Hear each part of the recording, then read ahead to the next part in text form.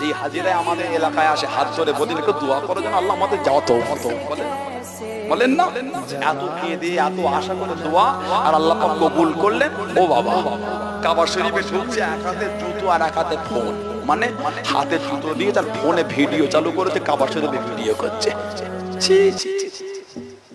20 বছর কেঁদে কেঁদে দোয়া করে আল্লাহ কবুল করলেন।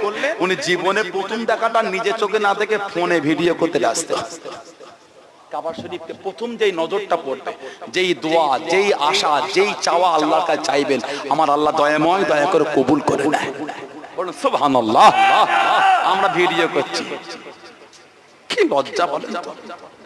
কাবা শরীফের গিলাফে হাত দিয়ে উনি ভিডিও করছে, সেলফি তুলেছে, গ্রামে এসে দেখাবে এই দেখ কাবা শরীফের গিলাফে হাত বুলিয়েছে।